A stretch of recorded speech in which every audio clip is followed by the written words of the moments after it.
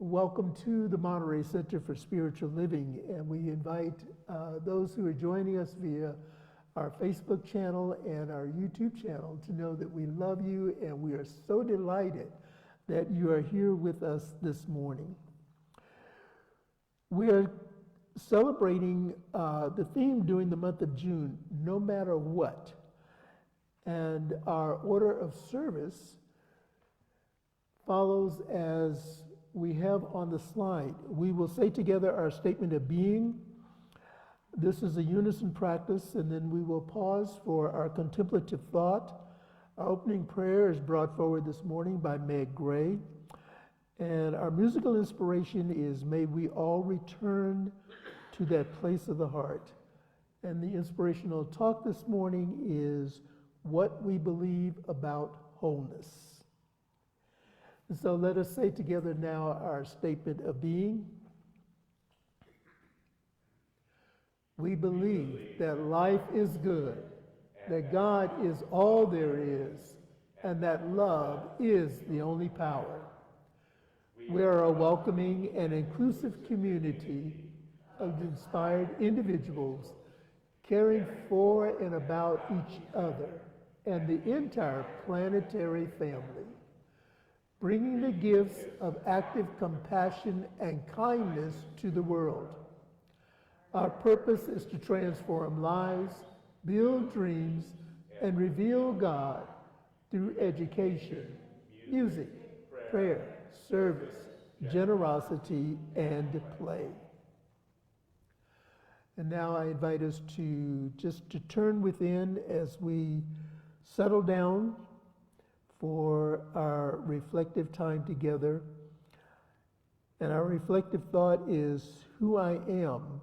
Who am I welcoming in my community, and who is left out and why? Who am I welcoming into my community? Who is left out and why? And let us pause together.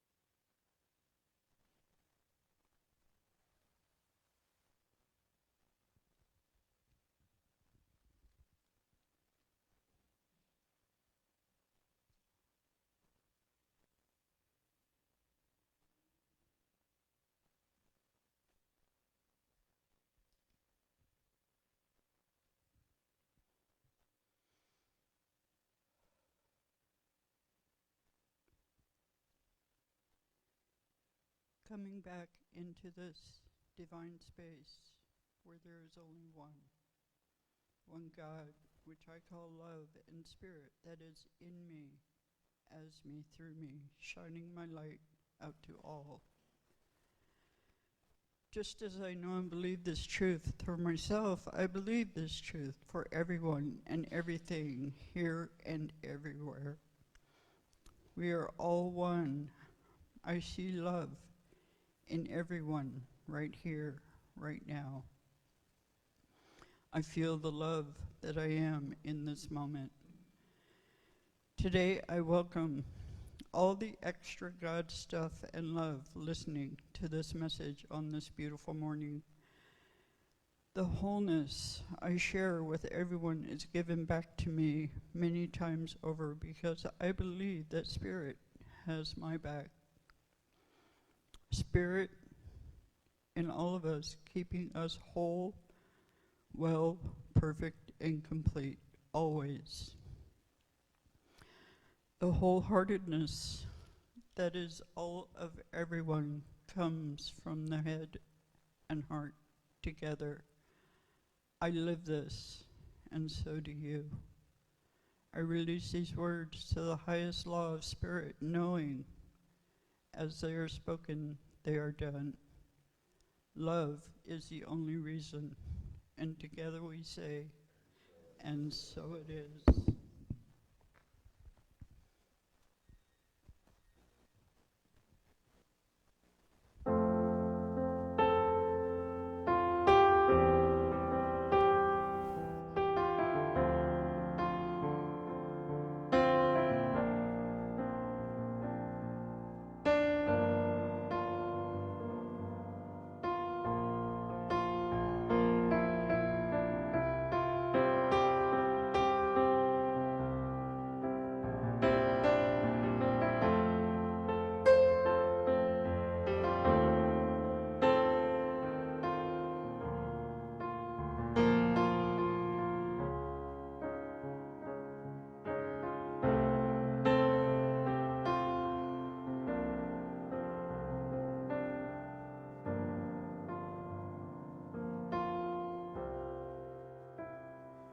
May we all return.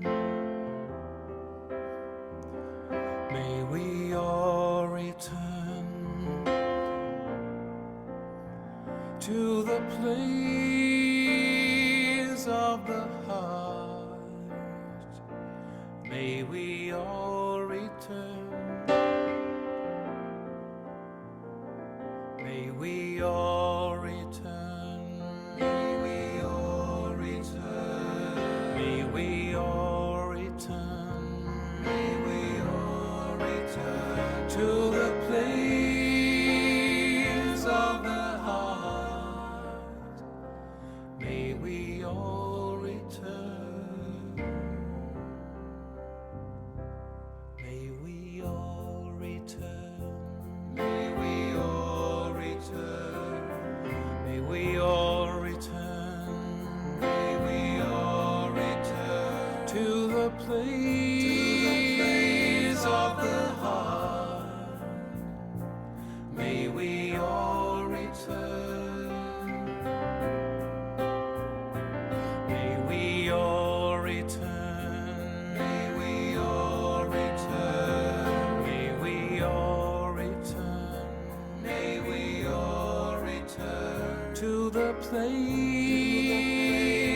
May we all return to the place of the heart. May we all return. May we all return. May we all return. May we all return. May we all return to the place of the heart. May we all return. May we all return. May we all return. May we all return. May we all return to the place of the heart. May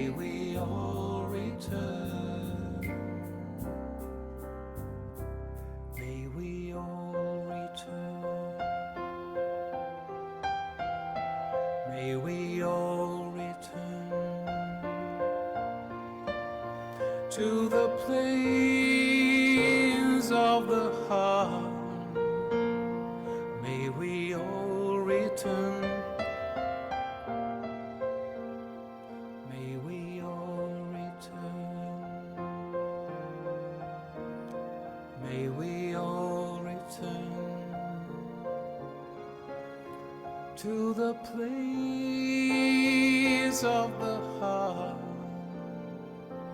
May we all return. May we all return.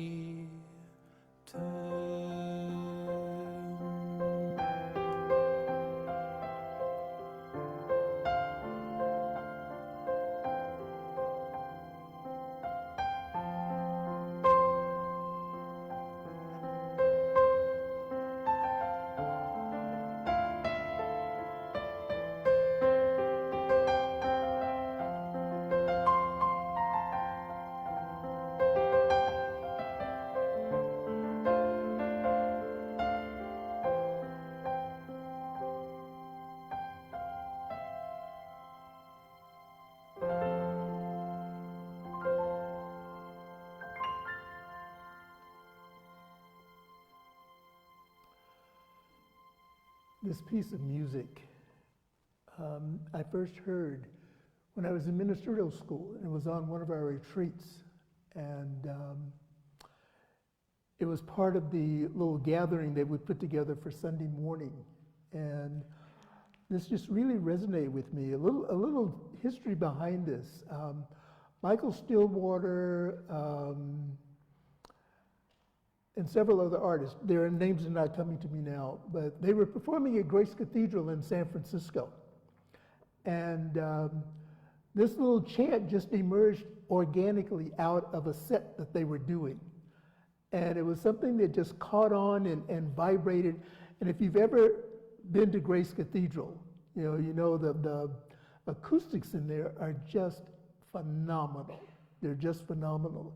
And if you haven't been, I encourage you to take a trip to go up there. But and this has become one of my go-to pieces. It's like when I'm knowing that I need to be in that place of stillness, that I need to be quiet, I need to be still. I need to take that time out to let God love me. And so this is one of my go-to pieces. So thank you for sharing it with me. And I forgot to ask you and encourage you to sing along with it, because it's a beautiful chant. So we're continuing with our series for the month of July, Whole No Matter What. And this week we're talking about what we believe about wholeness. And we're looking at it through the lens of inclusivity. And our intention is to embody the idea that all of humanity is divine, and that we're one global family, and that we're called to recognize the wholeness inherent in all people. When we leave anyone out of the equation, we deny someone's wholeness, and we deny God. I'll say that again. When we leave anyone out of the equation, we deny their wholeness, and we also deny God. What would it mean if we truly believed that we're all one global family and that we're each unique and divine? And I'm going to add to that, in believing it, what if we practiced it? Because belief can be one thing. Belief can be an ideological thing that we can rest on, that we can lean on to. But where the rubber really hits the road is when we're called to practice it. And so our opening quote from Ernest Holmes this week is from New Horizons, the Notebooks of Ernest Holmes, Volume 2. And Holmes actually gives us another challenge in this quote. And what he wrote is, there is no use in screaming that God is love because it sounds pretty, because it sounds good. we will never know whether or not the everlasting arms are around us unless and until and in such degree as our arms are around humanity. This is our call. This is our practice as practitioners and students and teachers and learners of the teachings of science of mind, the philosophy of new thought, the philosophy of openness and wholeness and embracing everyone. We are in form the arms of humanity that is placed around each other to know that all is well. And as I was preparing for this talk, I came across a couple of additional quotes that I think enhance what Holmes is saying and leads us into the science of mind teaching for this morning. The first one is from Thich Nhat Hanh, and this was an article that was featured in awakening.org. And Thich Nhat Hanh really believed in community and developed several communities around the world. His primary community, I think, was in Plum Village. And what he says is a community of people walking together on a spiritual path have a great deal of strength. Think about the strength that we just have in our own community as we walk together on this path. Its members are able to protect each other, to help each other in every aspect of the practice, and to build strength in the community. When we live together in community, we become a body, and each of us is a cell in that body. The mind-body-spirit connection. The eyes of the community can see the strong points as well as the weak points of every member of the community. The insight and vision of the collective body of the community, which includes the vision and insight of all of its members, from the youngest to the oldest. The community has a collective energy, and without this energy, the practice of individual transformation is not easy. As a member of the community, we all have a part to make into the contribution of that energy. This is called community building. It is the most precious work we can do. And then the next sharing is from poet and author Mark Nepo, another one of my favorite writers. And he wrote this in a recent newsletter. In the Dark Ages, only 10% of the European population was literate. This meant that 10% of the people kept literacy alive for close to 500 years. In modern times, we suffer from a different kind of illiteracy, a lack of empathy and compassion for a life other than our own. I'll say that again. In modern times, we suffer from a different type of illiteracy, and that is a lack of empathy and compassion for life other than our own. And so, for those who are blessed to be awake, it is incumbent upon us to keep literacy alive in our hearts. It is our turn. What we face today, every age has faced. What we face as individual souls, every soul has faced. By facing our struggles, we are asked to let all of the feelings in and out so they can merge and bring us further into that depth called the unity of all feeling. And in Science of Mind, we refer to it as the unity of all life. And so connecting all of these together brings us to our Science of Mind global vision. And a part of that global vision reads, we envision a world in which we live and grow as one global family that represents and honors the interconnectedness of all life. A world where this kinship with all life prospers and connects through the guidance of spiritual wisdom and experience. To embody the idea that all humanity is divinity and that we're one global family, we rise by lifting others. Embodying this idea that we're all one in divinity, we're all connected in this life, creates that opportunity for us to rise together. And this, I believe, is what life is about. It's about rising together as a community. You know, we do our individual work, and we bring our individual work into the collective community, and we rise together. If we truly believe in one global family, we cannot afford to exclude anyone. Inclusion requires us to confront our individual and cultural notions of who is valuable and who isn't, who is amenable to care for and who isn't.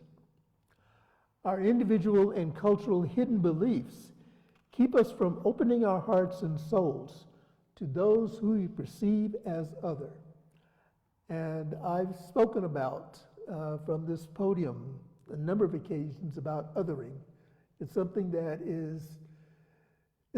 I've experienced. It's something that I continue to experience, and the experience doesn't land well. And so that's why it's really a priority for me, and I continue to share it just as a way of inviting you to elevate your own consciousness and your own awareness of where you include and where you exclude, and how the inclusion and the exclusion land. To create true belonging, we must confront these hidden beliefs and biases.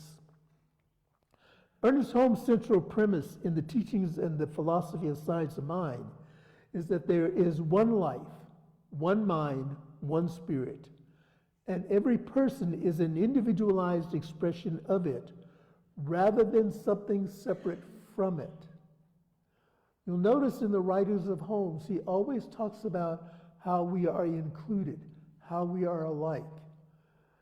And in going through the classes and in studying the contributions of other great thinkers and great leaders that Holmes studied, we find that he took the best from other teachings and other philosophies, identified where we are alike, and put those together and incorporated them into this philosophy known as the science of mind. When we other those who are not like us, we are not embodying the oneness of all life. Now, the term othering, sometimes we throw around terms and we don't really know the background or understand the history, or we switch them to mean something for us that may not be the original meaning. The term othering comes from philosophy and critical theory. It is usually about power, how dominant groups define themselves against marginalized other, racially, sexually, colonially, etc., to justify the hierarchy of exclusion. So the othering is a power that dominant groups take to define how they're going to show up, who they're going to honor, who they're going to include, and who they're going to exclude. Now, from a metaphysical and a science of mind perspective, Ernest doesn't identify othering. What he talks about is the inclusion of division. This is where inclusivity and wholeness comes in.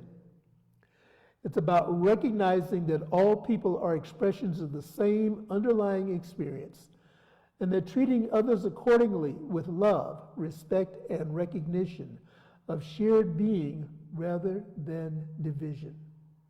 So we're coming together in unity and in harmony. Othering is rooted in fear that dehumanizes people. If someone is less human, we don't have to care about them, and we can deny our interrelatedness. Recognizing oneness, we realize that fear contracts, and yet love expands. And this is why sometimes you will hear us in our spiritual mind treatment saying that we're releasing whatever it is into the activity of love and law. Love is that unifying principle. It is that place of honoring and respect. It is that place of inclusion. And the law just responds to what it is that we tell it. This universal law responds to the direct impress of our thought and acts upon it. So when we combine love and law together, we are creating an environment, we are creating a container where all things are working together for all people at all times. When people narrow what counts as worthy of care, science of mind identifies this as a mistaken belief in separation, because whatever we withhold from others, we are effectively withholding from the whole which we are a part of. Sometimes that can be a little difficult for us to comprehend. What we're withholding impacts us in ways that we may not initially understand or identify with. Another quote from Ernest Holmes' New Horizons, the notebooks of Ernest Holmes. I really like this. We cannot exclude anything from a divine inclusion. That which God has put together, humans cannot separate. Reminds me of a statement in some of the wedding vows that says, what God has put together, let no one cast asunder, or whatever that language is. Haven't done a wedding in a while. Universe, need a wedding. Anyway, in essence, what Holmes is inviting us to do is to recognize and celebrate our differences, where in this society where we say, we the people, that statement includes everyone. And so this week, as we consider a world that works for everyone and all of creation, we ask, what does it really mean? Where does the othering language come from? And I've covered that already.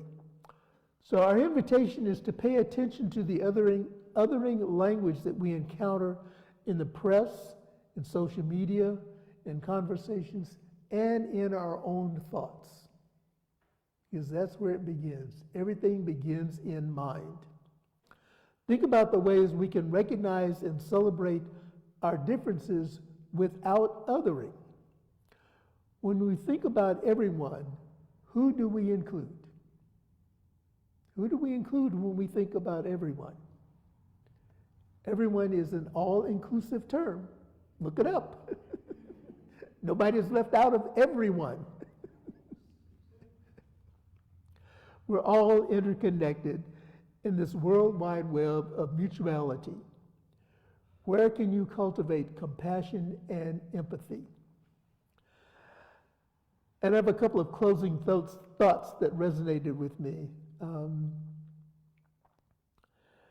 In conversations and in sometimes our Sunday talks, I've referred to our center as going through a grieving process related to our move from Franklin Street to Soledad, and also my resignation at the end of September. During a meeting this week with my practitioner, I was reminded to be open at the top. And this is what I'm offering to you, to be open at the top. To embrace my own grief. Number one, to recognize that I am going through a grieving process. To recognize my grief. And to remember that grief and healing are the same. To relax into the flow of events. To remember that God is my source. And to let my heart lead. And then as Spirit always does, it drops these little nuggets now and then. And it's like these little gems that seemingly come out of nowhere. And so the first one was a quote by Ram Dass. And he says, we're all just walking each other home on a shared spiritual journey, supporting and guiding one another through life. And on this journey where we're walking each other home, we're going to bump into each other sometimes. And that bump may not feel like a little love tap. It may feel like you don't belong here, or you shouldn't do this, or you shouldn't. In our process of loving one another, of embracing one another, and including one another, we recognize that we're just walking each other home. And then this morning, from today's lesson in the Science of Mind magazine, is a quote by Julian of Norwich, and it says, "All shall be well, and all shall be well, and all manner of things shall be well." Let us turn within. We go to that place of the heart, recognizing that all shall be well, because all is well right here and right now. And I can boldly declare this and affirm it because I know that there is only one life. That life is God's life. It is whole. It is perfect. It is complete right here and right now. And as an individualized expression of the divine, I unify myself with this wholeness. Because I know this is true for me, I can boldly declare it and affirm it as true for everyone in all places. The unity of all life is reflected in the one life. And so I speak my word this morning from a place of gratitude, recognizing that the journey of life is one that is filled with mystery, and that the mystery is not a puzzle to be resolved. It is an adventure to be lived. And as I live this adventure that is called life, I know that there are twists and turns along the path. Sometimes it's smooth, sometimes it's flat.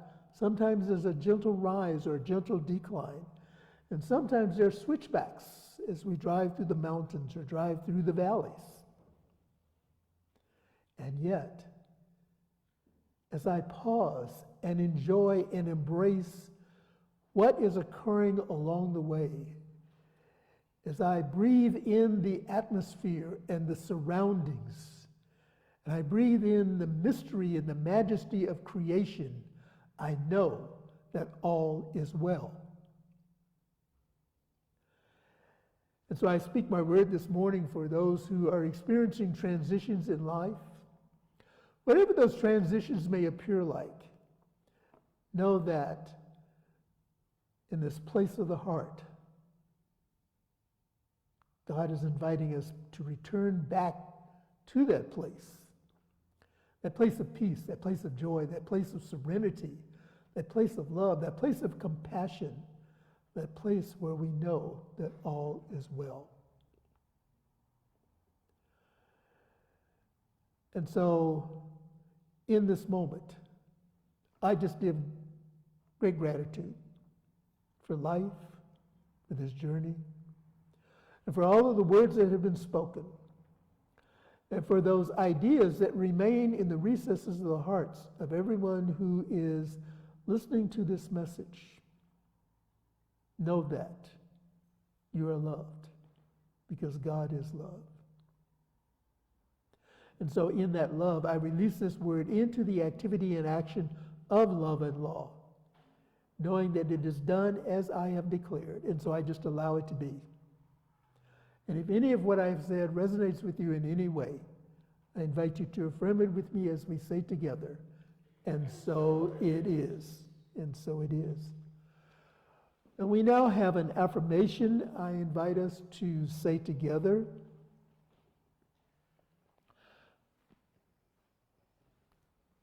I trust this something called life. It is where I am. It is what I am. It is in and around me. And its whole impulsion is love. Let's say that again. I trust this something called life. It is where I am. It is what I am. It is in and around me. And its whole impulsion is love. So now it is time for us to participate in the law of circulation, and otherwise known as our offering. And we have a statement of abundance that will appear on our screen. I invite us to say this together. I recognize the presence of God within as a source of my abundance. Out of my abundance consciousness flows everything I could desire in life. With gratitude and thanksgiving, I now participate in the uninterrupted abundance. This prosperous experience is evidence of my abundance consciousness. And so as the usher passes the basket here in the center, I invite you to just infuse it with some love as it goes by. Blessing yourself, blessing all that there is. And for those who are on our automatic contribution system, I think there's a card in the C pocket that just put in the offering envelope as an act of giving. And for those who are viewing, we invite you to mail in your donations. We welcome mail-in donations to our P.O. Box, which is 804 Monterey, California, 93942. You may text to give at 831-246-9694. And you may also donate via our website, montereycsl.org, and click on the donate button. And to our family and our friends who are joining us via Facebook or via YouTube, we invite you to come back next week, and we will have as our guest speaker next week our own Reverend Cousin Tony, Reverend Tony Bradford. And he will be rounding out the theme for this month, Whole No Matter What, and his talk title is Righteous Practice, 4 Ways to Strengthen Our Spirituality. So I know that should be an exciting time for us, so I invite you to join Tony and to join us here at the Monterey Center. And for those of you who may find Monterey as your destination, please do join us. We're at 52 Soledad Drive in Monterey. And we love you, God bless you, and we appreciate you joining us, and we say good morning.